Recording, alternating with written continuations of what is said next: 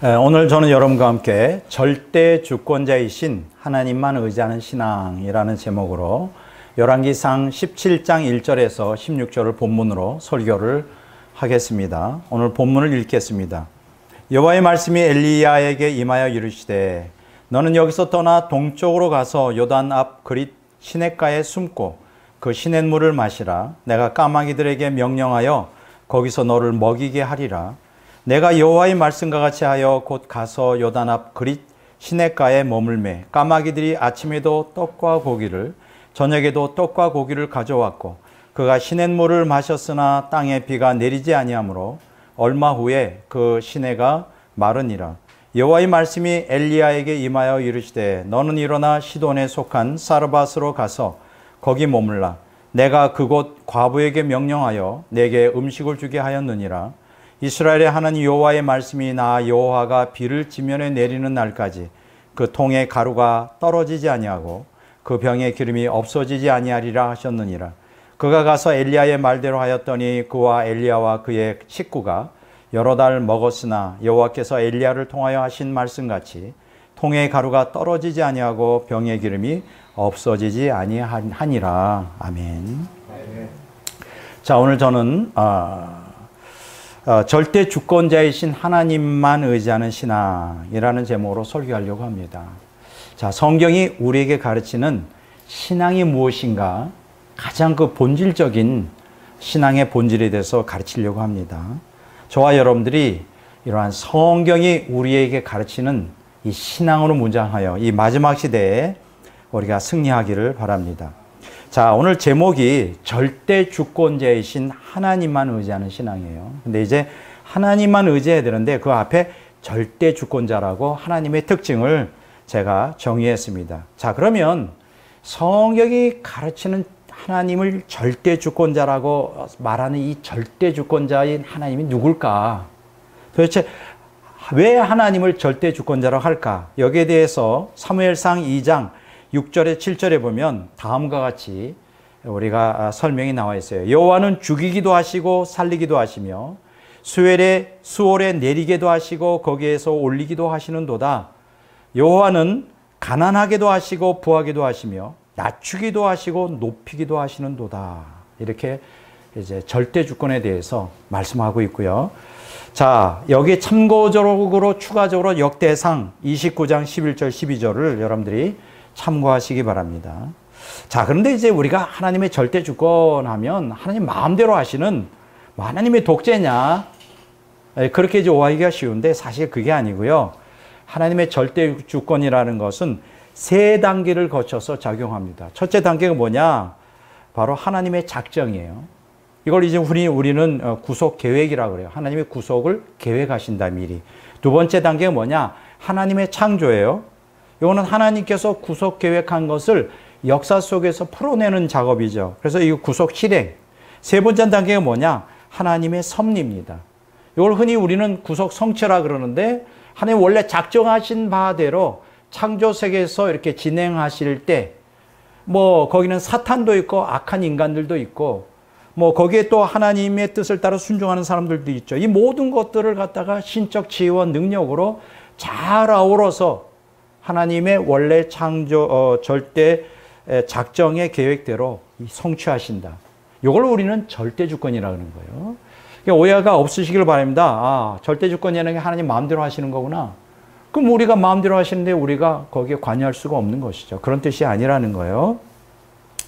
자, 다시 한번 설명합니다. 하나님의 작정이라는 게 뭐냐? 이건 하나님의 뜻대로 창세전에 세운 구속계획을 의미합니다. 하나님의 신적 지혜, 전지성을 갖고 계시죠. 그래서 과거와 현재와 미래를 다 알고 계셔요.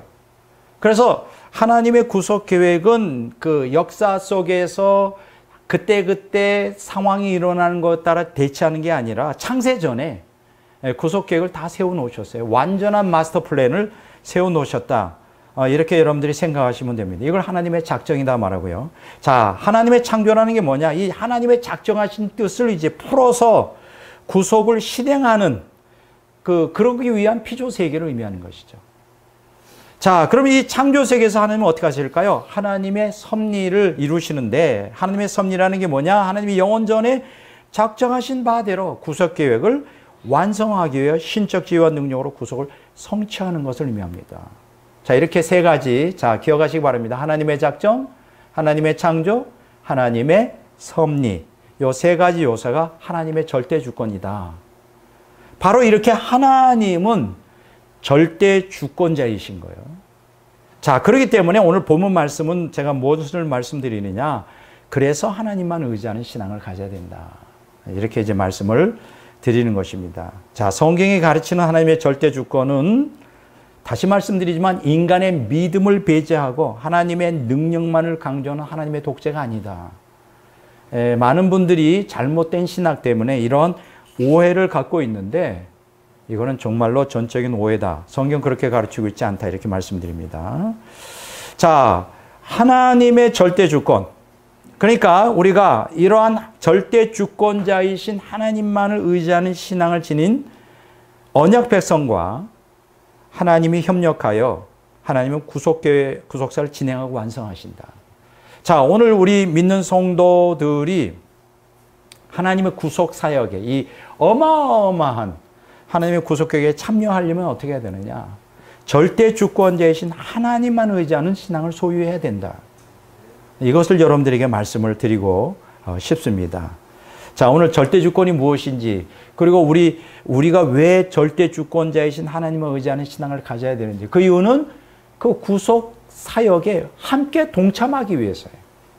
하나님은 이렇게 절대 주권자이신 하나님만 의지하는 신앙을 가진 사람과 동용을 하신단 말이에요.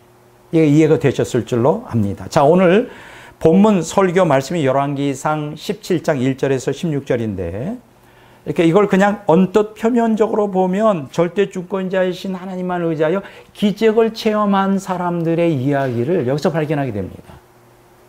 그 기적은 조금 이따 제가 설명할게요. 자, 그런데 본문이 우리에게 가르치고자 하는 내면적 교훈이 뭐냐? 바로 이거예요. 뭐냐? 하나님의 능력이 인간의 믿음과 협력하여 어떻게 하나님의 작정한 뜻을 이루시는가 하는 하나님의 섭리 원리를 우리에게 가르치고 있다.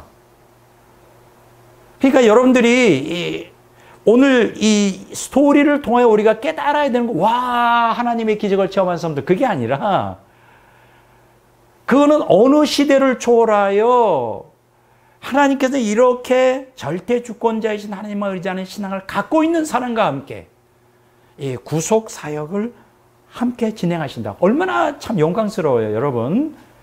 하나님과 함께 이 세상 속에서 구속 사역에 동참할 수 있는 영광에 참여한다. 그러면 이 어떻게 해야 되느냐 하는 게 이제 오늘 우리가 질문해야 되는 질문이에요. 자, 여기 이제 하나님이 인간을 구속자에 참여시키기 위해 인간에게 요구하는 게 딱 한 가지예요. 딱 한 가지. 이게 뭘까요? 성경적 믿음입니다. 오늘 여러분들과 제가 오늘 성경적 믿음으로 무장해야 돼요. 자, 여기서 그러면 성경적 믿음이라는 게 뭐냐? 아주 간단해요. 절대 주권자이신 하나님만 의지하는 신앙을 의미합니다. 아하. 절대 주권자이신 하나님만 의지하는 신앙을 가지고 이게 성경적 믿음을 갖고 있는 거구나. 이런 성경적 믿음을 가질 때 우리는 이 구속 사역에 참여할 수 있구나. 하나님 그 사람을 쓰시는구나. 이것을 우리가 이제 깨닫게 되는 겁니다. 자, 열왕기상 17장 1절에서 16절을 한번 좀 이렇게 스토리를 통하여 성경적 신앙, 하나님 절대 주권자이신 하나님만 의지하는 신앙이 도대체 뭐냐? 이걸 좀 한번 우리가 좀 나누어 보고자 합니다. 자, 열왕기상 17장 1절에는 이런 말씀으로 시작돼요. 엘리야는 하나님의 명령을 따라 이스라엘 땅에 비가 내리지 않을 걸 선언합니다. 하나님 말씀하셨거든요. 이스라엘 백성들이 바알 우상 숭배를 했기 때문에 비를 내려주지 않겠다. 비를 내줘. 근데 이제 성경에 보니까 3년 반 동안 비를 내리지 않았다 그러죠. 야, 1년도 아니고 2년도 아니고 3년 반 동안. 한번 생각해 보세요. 지금이야 뭐 우리 대한민국 같은 경우에는 쌀을 많이 비축해 놨어요.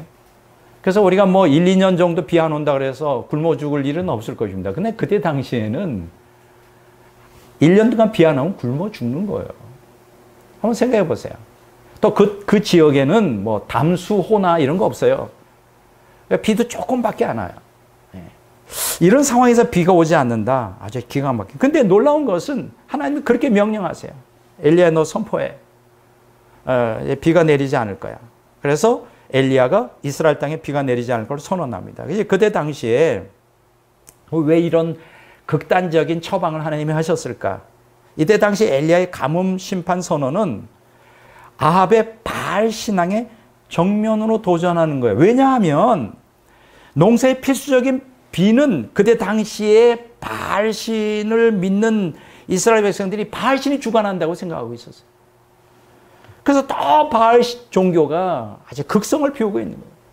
왜냐하면 더 많은 비를 얻기 위하여 바알 신이 감동이 돼야 주니까, 비를 주니까. 자, 그런데 거꾸로 만약에 수년 동안 비가 내리지 않는다 하면 어떻게 해요? 뭐가 증명이 되죠? 바알 신이 거짓이라는 게 드러나는 거죠. 아무리 바알에게 막 제사를 드리고 온갖 그냥 존경을 해도 비가 내리지 않는데, 이거 그럼 뭔가 잘못이다. 이렇게 깨닫게 되는 거예요. 바알 신이 거짓되고 그 비가 오지 않을 거라고 선언한 여호와 하나님만이 절대 주권자이심이 증명되는 거잖아요. 그래서 하나님께서 여호와만이 참된 하나님이에요. 바알 신은 가짜라는 걸 드러내기 위해서 선언해 버립니다. 비를 주지 않겠다. 몇 달 동안 한두 번 비가 안 오는 건 우연이라 그러지만 이게 1년도 아니고 2년도 아니고 3년 반 동안 비가 오지 않는다? 이거는 범상치 않은 거예요. 이건 특별히 하나님의 개입이 있는 것입니다. 자, 그런데 문제가 뭐냐? 수년 동안 비가 내리지 않아 가뭄이 지속되면 어떻게 될까요? 육체를 가진 인간은 다 굶어 죽을 수밖에 없는 거예요. 목말라 죽고 굶어 죽는 거예요. 자, 그럼 우리가 이런 질문을 하게 됩니다. 자, 그러면 이런 절체절명의 상황 가운데서도 생존할 수 있는 비법이 있을까? 성경에 보니까 비법이 있다는 거예요. 도대체 뭘까? 그것은 절대 주권자이신 하나님만 의지하는 신앙이라고 가르쳐요. 오늘 앞으로도 자세한 내용은 제가 이 시간에 설명 안 하지만 종말의 끝이 다가갈수록 환경 재앙이 심화될 거예요. 우리는 그러한 환경 재앙을 지금 눈으로 목도하고 있는 시대에 살고 있어요. 그래서 세계 경제가 막 붕괴되고 굶어 죽는 사람들이 처처에 많아질 것입니다. 그런 상황 가운데서도 절체절명의 상황에서 우리가 살아남을 수 있는 비법이 있을까? 있습니다. 그게 뭘까요? 절대 주권자이신 하나님만 의지하는 신앙만 갖고 있으면 돼요. 나 오늘 여러분들에게 이 신앙을 소개해드리고자 합니다. 바로 엘리야는 절대 주권자이신 하나님만 의지하는 신앙을 소유하고 있었던 사람이에요. 자, 하나님이 두 가지 명령을 합니다. 첫째, 하나님의 첫 번째 명령이 열왕기상 17장 1절에서 7절에 기록되어 있어요. 자, 하나님이 이제 엘리야에게 가뭄 비가 내려주지 않는다고 선언하라고 한 다음에 딱 비가 그쳤어요. 그 순간부터. 그리고 하나님께 엘리야에게 뭘 명령하느냐? 요단강 동쪽 그리 시냇가로 가라고 해요. 거기에는 여전히 시냇물이 흐르고 있는 거예요. 금방 비가 멈춘다 그래서 가뭄이 일어나는 건 아니죠. 그래서 시냇물을 마시라고 명령합니다. 또 하나님께서 뭐라고? 그러면 물만 마시고 사람이 살 수 있나요? 먹어야 되잖아요. 그냥 또 뭐를 약속하시느냐? 참 기가 막혀요. 까마귀들을 명하여 굶지 않도록 식량을 공급해 주겠다고 약속을 합니다. 이게 말이 됩니까? 이거는 절대 주권자이신 하나님만이 하실 수 있는 거죠. 까마귀에게 하나님 명령하는 거예요. 엘리야 굶지 않게 떡과 고기를 물어다 줘라. 참 놀랍습니다. 자, 그래서 어떻게 했을까요? 절대 주권자인 하나님을 의지하는 신앙을 따라 엘리야는 순종하여 시내의 물을 마셨어요. 그리고 하나님의 약속대로 까마귀들이 물어주는 떡과 고기를 여기 보니까 아침과 저녁으로 먹었다고 말합니다. 놀랍습니다. 와, 하나님께서 기적을 베풀 수 있어요. 여러분들이 절대 주권자이신 하나님만 의지하잖아요. 절대 여러분들이 굶어 죽을 일 없어요.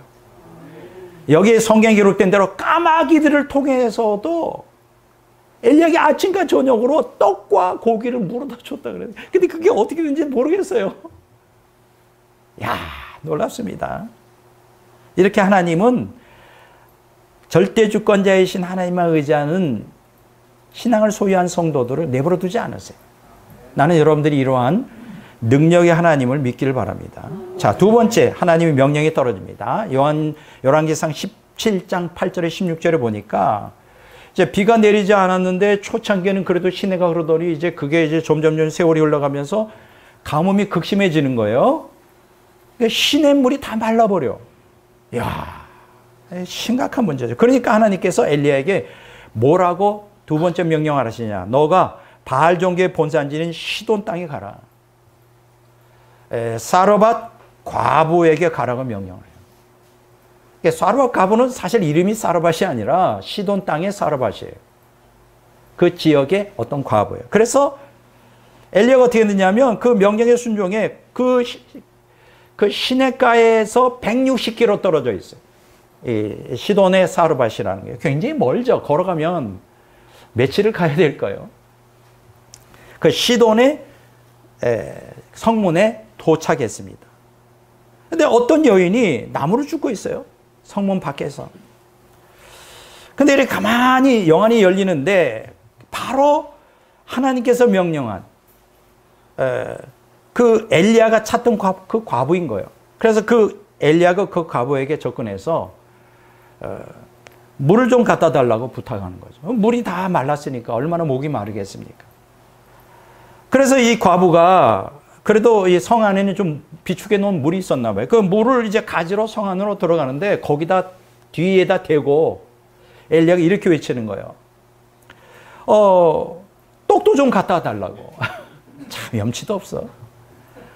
물도 귀한데 거기다가 자기 배고프다가 떡도 좀 갖다 달라고 소리치는 거예요. 간청을 하는 큰 소리로.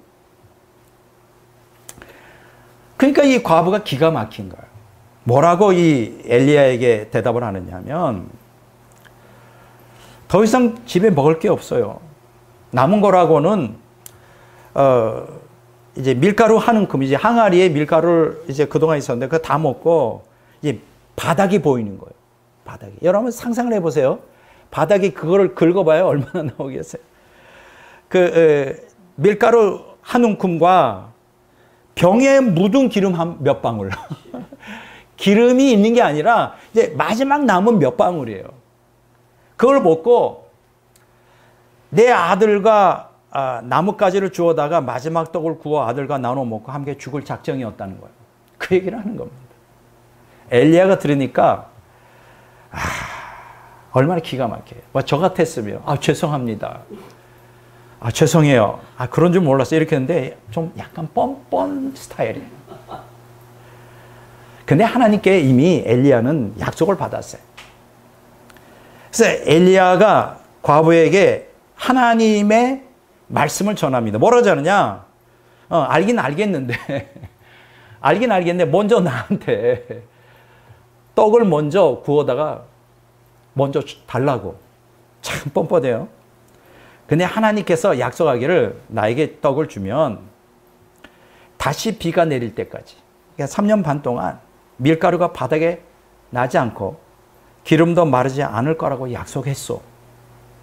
나는 이 약속을 믿으니까 가져오라고. 엘리야도 약간 뻔뻔 스타일이지만 사르밧 과부도 약간 맛이 갔나 봐. 그 엘리야의 말에 순종하는 거예요. 내가 생각할 때는 이 사르밧 과부에게 하나님이 믿음을 주신 거예요. 왜냐하면 하나님께서 엘리야에게 시돈 땅으로 가라고, 그리고 사르밧 과부에게 가라고 할 때 그에게 명령했다고 말씀하신 거예요. 여러분, 어떤 사람이 우리를 도와준다. 그거는 성령 하나님께서 그렇게 역사하시는 거예요. 우연이라고는 없다고 생각합니다. 우연이 없어요. 이 엘리야는 철저히 절대 주권자이신 하나님만 의지하는 신앙을 갖고 있었기 때문에 이 사르밧 과부에게 그렇게 떡을 좀 구워달라고 요청한 거예요. 어쨌든 이 엘리야의 말에 순종한 사르밧과부도 엘리야 못지않는 순간적인 믿음을 갖고 그렇게 순종했더니 어떻게 했어요? 가뭄이 끝날 때까지 밀가루가 바닥에 나지 않고 기름이 마르지 않는 거예요. 야, 대단한 것입니다. 오늘 성경이 우리에게 가르치는 신앙이 뭐냐? 성경 신앙은 바로 이런 신앙이에요. 절대 주권자이신 하나님만 의지하는 신앙. 그게 진짜 신앙이고, 오늘 모든 기독교인들이 이러한 기본적인 성경적 신앙으로 무장해야 된다는 거예요. 이것이 바로 엘리야와 사르밧 과부의 순종이 우리에게 가르치고자 하는 교훈인 것입니다. 이렇게 생각하면 돼요. 아, 엘리야, 사르밧 과부, 이건 특별한 사람들이야. 나는 이런 신앙을 가질 수가 없고 하나님이 이런 신앙을 요구하지 않을까. 그 시대는 특별했으니까. 아니에요. 아니에요. 성경을 한번 신구약 성경을 자세히 읽어보세요. 이렇게 구속사에 참여하는 모든 신앙의 기본은 절대 주권자이신 하나님만 의지하는 신앙을 갖고 있는 성경적 신앙, 이걸 신구약 성경이 가르치고 있단 말이에요. 그런데 좀 안타깝게도 이러한 신앙을 현대 기독교인들에서 발견하기가 쉽지 않아요. 자, 그 이유가 뭘까요? 첫째, 절대 주권자이신 하나님만 의지하는 신앙을 말살하는 세속사상. 왜 오늘 현대 기독교인들이 이런 신앙을 소유하고 있지 못할까? 왜 이런 신앙이 우리에게는 낯설어 보이는 것일까? 이거는 나에게 적용되지 않는 거야. 이거는 특별하게 엘리야와 같은 위대한 선지자에게나 걸받는 이상한 신앙이지, 나는 이게 정상적이지 않다고 생각해요. 왜 그럴까? 왜 그럴까요? 왜 대다수 기독교인들에게 이런 성경적 믿음이 낯설게 느껴지는 걸까? 그 이유는 뭐냐면 우리가 세속사상에 물들어 있기 때문에. 물들어 있어요. 자, 우리도 모르게 우리가 살아가는 이 세상의 세속사상에 대다수 기독교인들이 물들어 있어요. 그래서 세상 사람들과 같은 마인드를 가지고 살아가기 때문에 이런 그 절대 주권자이신 하나님만 의지하는 신앙, 이게 성경적 신앙을 결여하고 있는 거예요. 자, 세속 사상을 형성하는 시대의 사조는 사람의 세계관과 가치관과 인생관에 결정적 영향을 줍니다. 오늘 사실은 기독교인들은 성경의 진리를 따라 살아야 되는데 그렇게 하지 못하도록 만드는 게 바로 세속사상이에요. 시대의 사조, 시대의 풍조. 그게 세계관과 가치관과 인생관에 영향을 끼친단 말이에요. 자, 로마서 1장 18절에서 32절에 보면 역사 철학의 공식이 기록되어 있어요. 잘 들어보세요. 역사 철학의 공식이 뭘까? 인간이 하나님을 떠나면 우상을 숭배하게 되고 도덕적으로 타락하여 결국 자멸을 초래하게 된다. 여기 역사 철학의 공식이에요. 거기에 로마서 1장 18절에 32절에 기록되어 있는데 한번 볼까요? 자, 인간이 하나님을 떠나면 이건 하나님을 배척하는 거죠. 로마서 1장 18절에서 22절에 기록되어 있어요. 두 번째는 뭐가 올까요? 우상을 숭배하게 돼요. 그럼 여기서 말하는 우상이 뭐냐? 두 가지예요. 인간 숭배, 자연 숭배. 역사가 그걸 가르치고 있어요. 인간을 숭배했고 자연을 숭배해요. 이게 로마서 1장 23절에 25절에 나와요. 그렇게 되면 어떻게 될까요? 이렇게 우상을 숭배하게 되면 도덕적으로 타락하게 됩니다. 윤리의식 붕괴된다는 얘기예요. 로마서 1장 26절에서 32절에 기록되어 있어요. 그러면 어떻게 될까요? 결국은 자멸을 초래해요. 인간이 멸망한단 말이에요. 여기 로마서 1장 32절에 기록되어 있어요. 이건 역사 철학의 공식이에요. 인간이 하나님을 떠나면 우상을 숭배하게 되고 그로 인해 도덕적으로 타락하여 결국 망하고 만다. 이 역사 철학의 공식. 그런데 제가 철학사를 조금 공부해 봤는데요. 이 철학사를 구속사적으로 딱 해석해 보니까 역사 철학의 공식이 중세, 근대, 현대 후기에 이르는 이 장구한 시간 동안에 그대로 적용되는 걸 발견합니다. 제가 이거 깜짝 놀랐어요. 잠시 한번 좀 역사 철학의 공식을 따라 중세, 근대, 현대, 현대 후기를 한번 해석해 볼까요? 중세 시대는 하나님 중심적 세계관을 갖고 있었어요. 그래서 철학이나 과학이 다 신학에 종속되어 있었어요. 하나님 중심적 세계관. 그런데 중세가 끝나면서 근대로 넘어오기 시작하죠. 우리가 보통 근대 시대는 르네상스라 그래요. 우리가 이걸 문예부흥이라 그러죠. 이걸 좀 더 쉽게 말하면 문화 혁신 운동이라 그래요. 이 르네상스라는 게 이게 불어죠. 프랑스어인데 이거를 영어로 말하면 리버스예요. 재탄생. 왜 뭐의 재탄생이냐? 헬라 인본주의적 문화의 재발견이에요. 중세 시대는 성경 중심적인, 기독교 중심적인, 하나님 중심적인 세계관으로 교회가 뚫떡 묻혔는데 그 교회들이 붕괴가 되면서 과학이 발달하면서 인간이 어디에 눈 떴냐? 옛날 과거의 헬라의 인본주의적 문화를 다시 도입하기 시작하는 거예요. 바로 이때가 인간이 하나님을 떠나기 시작하는 거예요. 그 떠나는 것이 언제 완성되느냐? 계몽주의, 18세기 계몽주의. 이걸 갖다가 현대시대라 그래요. 모더니즘이라. 이때 완성됩니다. 완전히 하나님을 떠나요, 계몽주의는. 그리고 이 계몽주의의 도래와 더불어 두 가지 전후로 시대가 나뉩니다. 1700년에서 1800년 동안 인본주의가 득세해요. 이 인본주의 정체가 뭐냐? 인간에게서 신적 자아를 추구해요. 그러니까 신을 배제하고 인간이 신의 자리에 앉아 있는 거예요. 놀랍죠?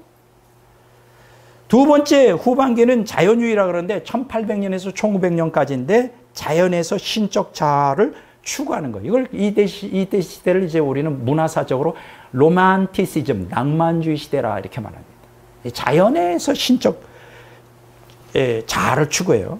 그러니까 이 현대 시대, 이 모더니즘, 계몽주의 시대가 전반기는 인본주의, 후반기는 자연주의 해서 인간과 자연을 숭배하는 사상에 빠지게 됩니다. 결과적으로 어떻게 되죠? 아까 뭐라 그랬어요? 하나님을 떠나면 인간이 우상을 숭배하게 되고 결국 도덕적으로 타락한다 그랬죠. 그러면 도덕적으로 타락하는 시대가 오는데 그 시대가 언제냐? 현대 후기예요. 포스트 모더니즘이라고 그래요. 근데 이 현대 후기에 도달하기 전까지, 그러니까 현대 시대, 계몽주의 시대부터 현대 후기인 1960년대 이후에 종말까지의 이 사이에 결정적으로 그렇게 도덕적으로 타락하여 인간성을 말살시키는, 멸망을 향해 가게 하는 사상이 득세하는데 언제냐? 유물론이 득세합니다. 유물론에는 두 가지가 결정적으로 이 시대에 현대 시대에서 현대 후기로 넘어가는데 결정적 역할을 하는데, 첫째는 포이어바흐라고 하는 무신론적 유물론 철학자가 있어요. 신은 존재하지 않는다. 모든 건 물질이다. 두 번째, 찰스 다윈이라고 하는 무신론적 유물론 과학자가 있어요. 이렇게 철학자, 과학자가 함께 힘을 합하여 무신론적 유물론을 주장합니다. 그 당시에 사람들이 다 거기에 물들어 버려요. 신학조차 다수가 물들어 자유주의 신학이 태동하게 되는 이유가 됩니다. 그럼 유물론이 뭐냐? 인간의 본질과 자연의 실상은 물질이라는 거예요. 따라서 인간의 영혼이나 정신 및 도덕은 없고 인간에게는 오직 물질적 본성이 유격만 존재한다. 이게 유물론의 핵심이에요. 유격. 인간은 쉽게 말하면 짐승이다. 이 사상을 그대로 받아들이는 게 뭡니까? 현대 후기 포스트 모더니즘이에요. 1960년대 이후 저와 여러분들이 살고 있는 이 시대의 종말까지. 쉽게 얘기하면 인간은 짐승이라는 거예요. 인간은 물질이에요. 그러니까 인간 본성적 욕구를 추구해야 된다. 머니, 파워, 섹스. 그렇죠? 그래서 거기서 포스트 모던 사상의 핵심이 물질과 권력과 세교. 사실 오늘 저와 여러분이 살고 있는 가장 중요한 가치관과 인생관이 머니, 파워, 섹스 아닌가요? 다 미쳐 돌아가고 있어요. 세상 사람들이. 재물과 권력과 세교계. 미쳐 돌아가고 있어요. 그게 전부, 그게 절대적인 가치로. 그 결과가 어떻게 되죠? 도덕적으로 타락하고 있어요. 그러니까 옳고 그름에 대한 개념이 사라지고 있어요. 내 욕구만 채워주면 그게 선한 거야. 그게 옳은 거야. 미쳐 돌아가는 세상. 그리고 그렇게 되면 어떻게 되죠? 도덕적으로 타락하면 자멸하는 거예요. 하나님의 심판이 임하는 거예요. 그래서 역사의 종말이 오는 거예요. 자, 이렇게 제가 역사 철학의 공식을 근대로부터, 중세 시대는 이제 하나님 중심적이고, 근대는 르네상스라 그래서 그 헬라의 문화를 회복하자, 인본주의 문화를 재발견하자. 그것이 계몽주의 18세기 모더니즘이라 그래서 완성이 됐다고 그랬죠. 하나님 완전히 떠난 거예요. 그 우상을 섬긴다 그랬죠. 두 개나 말씀드렸죠. 인본주의, 인간을 숭배하고, 후반기는 자연을 숭배하는 자연주의. 이렇게 나왔다 그랬죠. 결국은 어떻게 됐다 그랬죠? 유물론이 득세, 포여바흐, 찰스 다윈, 철학자, 과학자가 하나님을 부인하면서 모든 게 물질이다 해보니까 남는 게 뭐예요? 짐승이죠. 짐승적 욕구, 머니, 파워, 섹스. 이게 현대 후기, 포스트 모더니즘의 유격주의의 핵심인 거예요. 자, 이렇게 모더니즘의 인본주의와 자연주의, 그리고 포스트 모더니즘의 유격주의는 누구에게 영향을 끼쳤을까? 당연히 교회에도 신자들에게 절대적인 영향을 끼칩니다. 그래서 오늘날 기독교인들은 어떻게 변질이 됐느냐? 절대 주권자이신 하나님만 의지하는 신앙을 말살하는 우상 숭배에 빠지고 말았어요. 이게 제가 여러분들에게 드리고 싶은 거예요. 오늘 대다수 기독교인들이 절대 주권자이신 하나님만 의지하는 신앙을 갖고 있는 기독교인들이 거의 없어요. 이상하게 생각해. 그거는 좀 이상하게 생각해. 그 이유가 뭐냐? 바로 이러한 세속 사상에 물들어 있어서 그래요. 자, 그러면 성경은 이 문제에 대하여 어떻게 우리에게 경각심을 불러일으키느냐. 두 번째, 절대 주권자이신 하나님만 의지하는 신앙을 대적하는 우상 숭배. 여러분, 우상을 숭배하게 되면 어떻게 되느냐? 절대 주권자이신 하나님을 의지하는 신앙을 상실하게 돼요. 두 가지가 다 병행할 수가 없어요. 잘 들어볼까요? 첫째, 세 가지를 말씀드리겠어요. 뭐가 우상 숭배인가? 첫째, 사람을 의지하는 건 우상 숭배이다. 성경이 그렇게 가르치고 있어요. 인본주의지, 사람이죠. 사람을 의지하지 마라. 하나님만 의지하라는 거예요. 근데 우리는 많은 기독교인들이 사람을 의지합니다. 예레미야서 17장 5절, 여호와께서 이와 같이 말씀하시니라. 무릇 사람을 믿으며 육신으로 그의 힘을 삼고 마음이 여호와에게서 떠난 그 사람은 저주를 받을 것이라. 무섭죠. 사람을 의지하면 어떻게 되냐? 또 마음이 여호와에게서 떠난대요. 그러니까 사람을 의지하는 사람 치고 하나님을 의지하는 사람이 없어요. 둘 다 함께 할 수가 없어요. 그럼 어떻게 해? 저주를 받는데. 자, 이사야서 2장 22절. 너희는 사람을 의지하지 말아라. 그의 숨이 코에 달려 있으니 수의 샘할 가치가 어디 있느냐. 표준 세번역에. 의지하지 말라 그러는 거예요. 시편 146편 3절 5절에 보면 귀인들을 의지하지 말며. 여러분, 우리는 얼마나 돈 많은 사람을 의지하려고 합니까? 막 권세가 있으면 막 그냥 막 존경스럽죠. 가난한 사람들은 우습게 보이죠. 그렇죠? 그런 기독교인들이 많더라고요. 귀인들을 의지하지 말래. 도울 힘이 없는 인생도 의지하지 말지니 그의 호흡이 끊어지면 흙으로 돌아가서 그날에 그의 생각이 소멸하리로다. 야곱의 하나님을 자기의 도움으로 삼으며 여호와 자기 하나님에게 자기의 소망을 두는 자는 복이 있도다. 성경은 계속해서 하나님만 의지하라고 권면합니다. 시편 33편 17절, 147편 10절에 11절도 참고로 읽으시기 바랍니다. 두 번째, 자기 명철을 의지하는 것은 우상숭배이다. 자기 명철을 의지하지 말라. 우상숭배라 그랬어요. 잠언서 3장 5절에 7절, 너는 마음을 다하여 여호와를 신뢰하고 내 명철을 의지하지 말라. 너는 범사의 그를 인정하라. 그리하면 내 길을 지도하시리라. 스스로 지혜롭게 여기지 말지어다. 여호와를 경외하며 악을 떠날지어다. 사람 의지하지 마세요. 자기 머리 의지하지 마세요. 자기 인간의 지혜는 하나님 볼 때는 어리석은 거예요. 하나님의 지혜를 의지하세요. 하나님만 의지해야 돼요. 그러면 하나님을 인정하면 우리 길을 인도해 주신다 하잖아요. 근데 많은 기독교인들이 그렇지 않아요. 이사야서 50장 10절, 너희 중에 여호와를 경외하며 그의 종의 목소리를 청종하는 자가 누구냐? 흑암 중에 행하여 빛이 없는 자라도 여호와의 이름을 의뢰하며. 보세요. 내가 아무것도 안 보이고 아무것도 미래가 안 보인다 할지라도 하나님만 의지하라는 거예요. 하나님을 의지하라. 자기 하나님께 의지할지어다. 흑암 중에 빛이 없을지라도 하나님만 의지하라. 시편 37편 5절 6절 내 길을 여호와께 맡기라.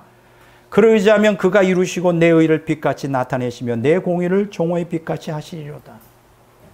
제가 오늘 가능한 한 성경 말씀만 그냥 읽어드리고 그냥 넘어가려고 그래요. 뭐 이걸 자세히 설명하려면 시간이 없잖아요. 자, 두 번째 제가 뭐라 했어요? 자기 명철을 의지하는 것은 우상숭배다. 세 번째 뭘까요? 재물을 의지하는 것은 우상숭배이다. 오늘 상당수 부자 기독교인들이 여기에 빠져 있어요. 이 재물을 의지하고 있어요. 그래서 우상숭배에 빠지고 있어요. 시편 52편 7절 이 사람은 하나님을 자기 힘으로 삼지 아니하고 오직 자기 재물의 풍부함을 의지하며 자기의 악으로 스스로 든든하게 하던 자라 하리로다. 하나님을 의지하지 않고 재물을 의지하는 자, 약한 거예요. 자, 잠언서 11장 28절 읽습니다. 자기의 재물을 의지하는 자는 패망하려니와 의인은 푸른 잎사귀 같아서 번성하리라.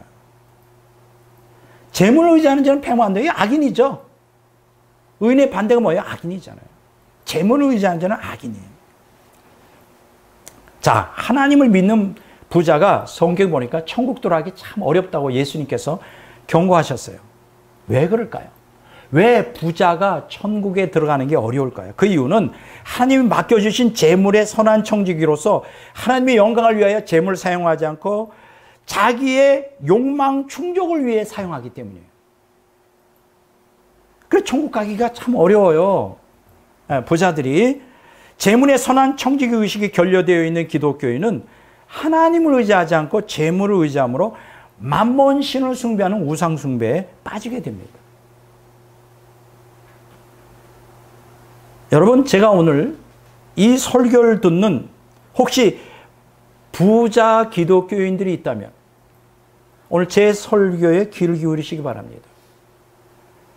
그 부를 왜 주셨을까? 왜 재물을 하나님께서 우리에게 주셨을까?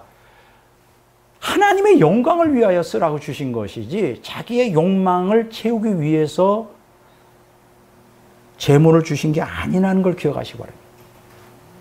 부자가 유일하게 천국에 들어갈 수 있는 유일한 것은 그 재물을 하나님의 영광을 위하여 쓸 때 그 재물이 우상이 되지 않고 만몬신이 되지 않는 거예요.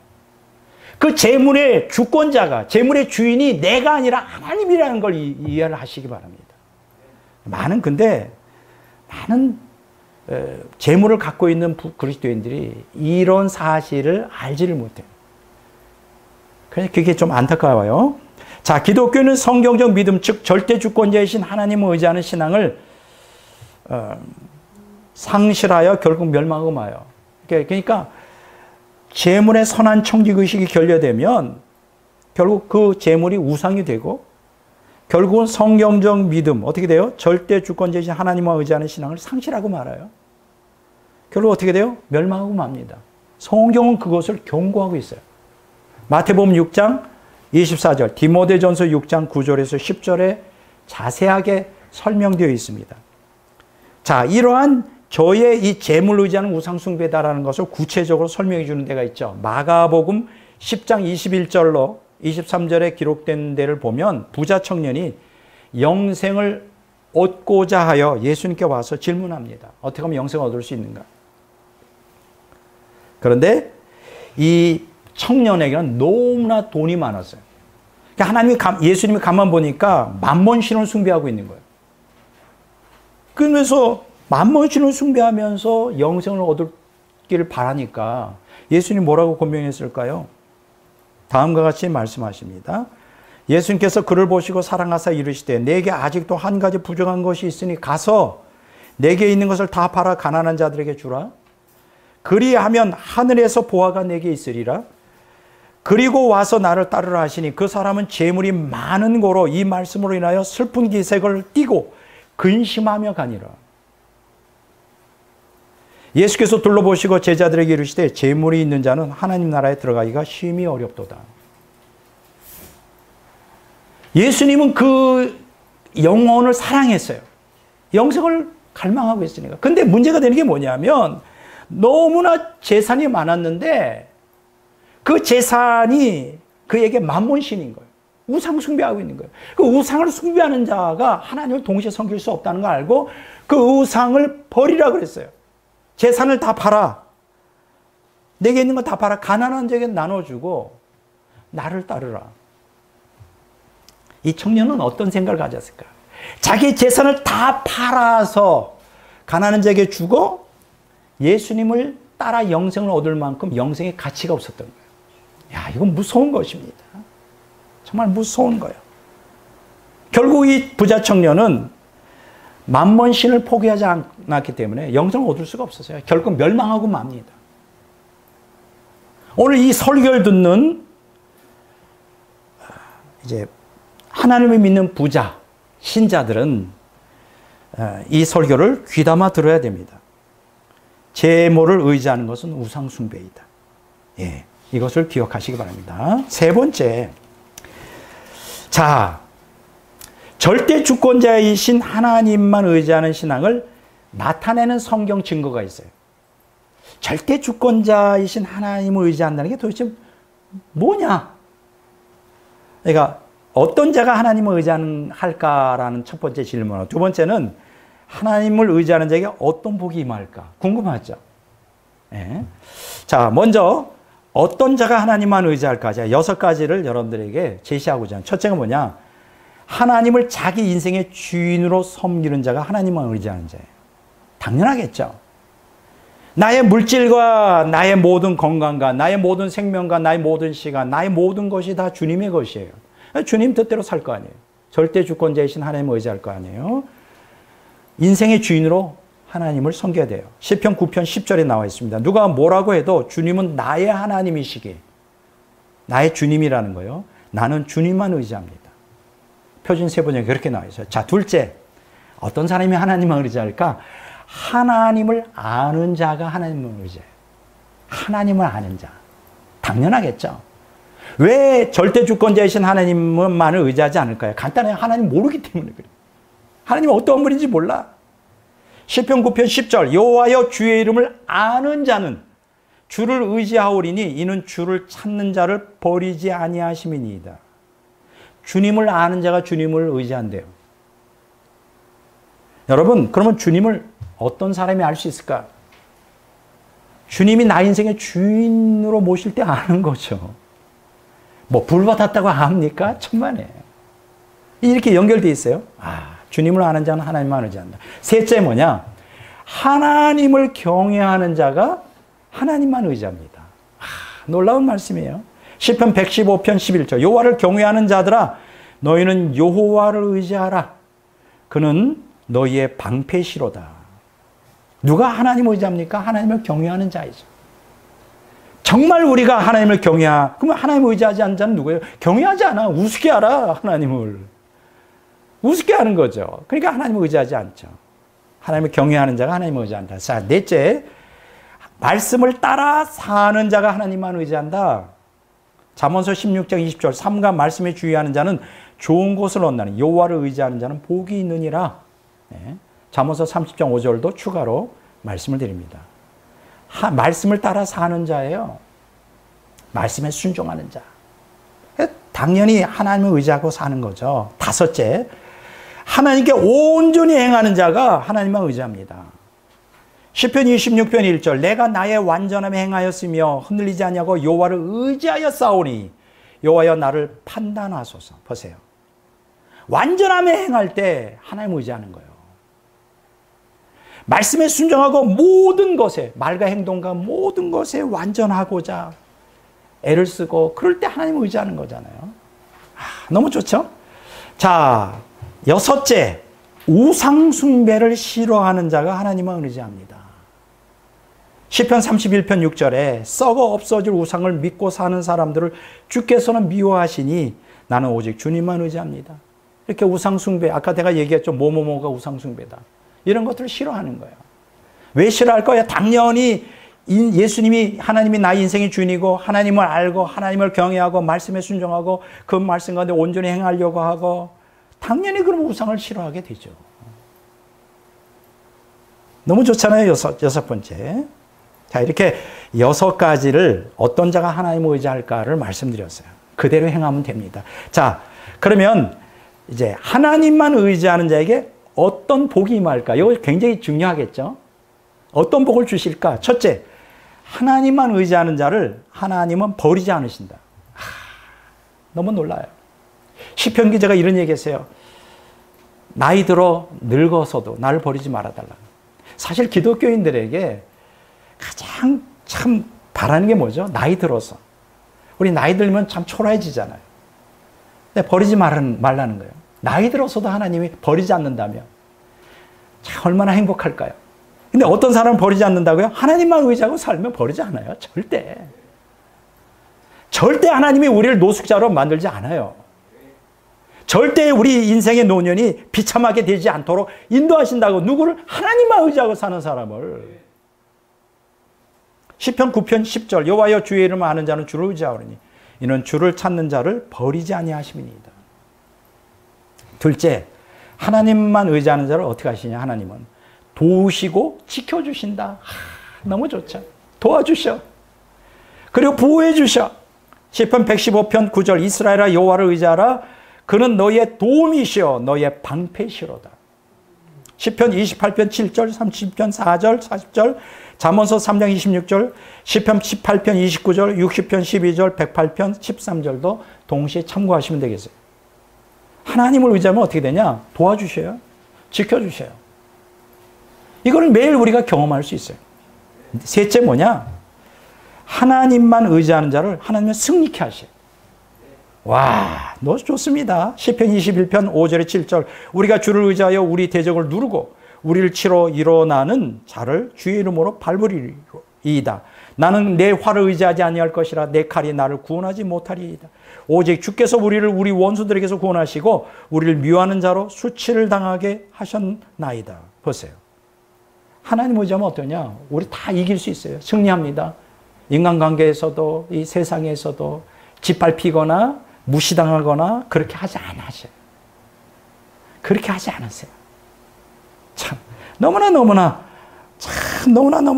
그런데 하나님을 의지해야 되겠다. 야, 이 설교 듣고도 하나님 의지하지 않고 내 힘으로 살겠다. 이거 문제가 있는 신앙이죠. 네 번째 뭐냐? 하나님만 의지하는 자에게 하나님은 인자를 베푸셔요. 인자를 베푸신다. 야, 너무 좋죠? 시편 21편 7절 왕이 여호와를 의지하오니 지존하신 이의 인자함으로 흔들리지 아니하리이다. 하나님은 은혜를 베풀어 주셔요. 사랑해 주셔요. 하나님만 의지하면. 다섯 번째, 야, 이것도 너무 좋아요. 하나님만 의지하는 자는 환경을 초탈하여 하나님이 즐거움의 원천이 된다. 즐거움의 원천이 된다는 거예요. 여러분, 사람이 언제 즐겁죠? 주변에 있는 사람이 나를 많이 좋아해주고 이뻐해주고 인기가 있을 때 즐겁죠. 돈이 많을 때 즐겁죠. 세상에 권세가 있을 때 즐겁죠. 건강했을 때 즐겁죠. 근데 그것은 절대적인 게 아니에요. 하나님을 의지하잖아요. 환경을 초탈하여 하나님이 즐거움의 원천이 돼요. 환경이 내가 즐거움에 지배받지 않아요. 하나님이 나의 즐거움이 돼요. 나의 기쁨이 돼. 야, 이게 바로 초탈적 기쁨이라는 거예요. 시편 33편 21절 우리 마음이 그를 즐거워하며 우리가 그의 성을 의지하였기 때문이로다. 야, 여섯 번째 말씀은 더 기가 막혀요. 하나님만 의지하는 자는 어떻게 되느냐? 환경을 초탈하여 생명의 열매를 맺습니다. 환경과 관계없어요. 착한 사람들은 환경 탓하잖아요. 관계없어요. 하나님을 의지하면 환경을 초탈하여 생명의 열매를 맺습니다. 저는 이 구절이 너무 좋아요. 예레미야서 17장 7절 8절에 보면 그러나 무릇 여호와를 의지하며 여호와를 의뢰하는 그 사람은 복을 받을 것이라. 그는 물가에 심어진 나무가 그 뿌리를 강변에 뻗치고 더위가 올지라도 두려워하지 아니하며 그 입이 청청하며 그 가무는 해에도 걱정이 없고 결실이 그치지 아니함 같으리라. 나는 이 구절이 너무 좋아. 여러분, 나무가 있는데 더위가 와요. 가뭄이 와요. 그래도 청청하게 그 입이 청청하며 결실을 할 수 있으면 어때요? 강변에 그 뿌리를 뻗치고 물가에 심겨진 나무, 뭐 걱정 없죠. 바로 하나님께 의지하면 하나님이 우리의 기쁨이 되고 우리의 전부가 되고 생명을 공급해줘요. 그래서 열매를 맺게 어떤 상황 가운데서. 지금 제가 6가지를 말씀드렸죠. 하나님 의지하는 자에게 어떤 복을. 하나님 의지하는 자는 하나님 버리지 않으시고 도와주시고 지켜주시고 또 승리케 하시고 또 긍휼과 은혜, 사랑을 베푸시고 환경을 토탈하여 하나님의 즐거움의 원천이 되고 환경을 토탈하여 생명의 열매를 맺는다. 이런 어마어마한 약속이 우리에게 주어지는 거예요. 누구에게? 하나님만 의지하는 자에게. 어때요? 나도 오늘부터 성경적 신앙, 절대 주권자이신 하나님만 의지하는 신앙으로 변화되어야 되겠다. 이런 열망이 생기지 않겠어요? 참 놀랐습니다. 자, 끝맺는 말을 하겠습니다. 왜 우리는 하나님만 의지해야 할까요? 그 이유는 하나님만이 절대 주권자이기 때문에. 그 외의 모든 물질이니 인간이니 인간의 총명이니 다 절대적이지가 못해. 우리를 속일 수가 있어요. 하나님만 의지해야 돼. 그래서 언약 백성이 절대 주권자이신 하나님만 의지할 때 언약 백성은 하나님이 주도하시는 구속사에 참여하는 것이 가능합니다. 이게 얼마나 큰 영광이에요. 만일 엘리야 선지자와 사르밧 과부에게 절대 주권자이신 하나님만 의지하는 신앙이 없었다면 하나님은 저들을 통하여 구속사를 진행할 수 없었겠죠. 다른 사람을 썼겠죠. 그건 비참해지는 거예요. 구속사에 참여 안 되면 인간은 비참해지는 거예요. 오늘 엘리야와 사렙다 과부, 얼마나 영광스러운 하나님의 영광을 드러내는 증거하는 도구가 됐겠습니까? 기독교인이 사람과 자기 명철 및 재물을 의지하면 성경적 믿음, 즉 절대 주권자이신 하나님만 의지하는 신앙을 유지하는 게 불가능해요. 둘 중에 하나를 택해야 돼요. 성경적 믿음, 즉 절대 주권자이신 하나님만 의지하는 신앙을 갖든지 아니면 사람과 자기 명철, 재물을 의지하고 살든지. 답은 나온 거 아니에요? 절대 주권자이신 하나님만 의지하고 살아야 행복하고 성공적인 인생을 살아가는 거예요. 성경적 믿음만이 하나님의 보호와 인도 및 구원을 보장해 줍니다. 그러므로 우리가 천국에 들어가려면 하나님이 아닌 것들을 의지하는 우상숭배에서 돌이켜야 돼요. 회개해야 돼요. 회개. 이게 쉽지 않아요. 아까 우리가 세속사상에 물들어 있다 그랬잖아요. 이거 끊어내는 게 쉽지 않아요. 우리가 이 좁은 길, 이 진리의 길, 절대 주권자 하나님만 의지하는 신앙을 가려고 할 때 주변 사람들이 다 조롱한단 말이에요. 또 나 자신도 이게 쉽지 않아요. 뭐 세속사상에 물들어 있으면. 그냥 돌이켜야 돼요. 성경이 그렇게 가르치잖아요. 우상숭배라고. 이러한 하나님이 아닌 것들을 의지하는 우상숭배에서 돌이켜 절대 주권자이신 하나님만 의지하는 신앙. 이게 바로 회개라는 거예요. 오늘 저와 여러분들이 이 종말의 끝에 환경재앙이 앞으로 가속화되고 경제가 붕괴되는 이 시대에 이 절대 주권자인 하나님만 의지하는 성경적 신앙으로 무장할 때 우리는 언제나 승리할 수 있어요. 언제나 이 세상에서 주님의 도우심과 인도하심을 따라 형통한 삶을 살 수 있음을 저와 여러분들이 오늘 이 시간 이 말씀을 통하여 힘을 얻기를 바랍니다.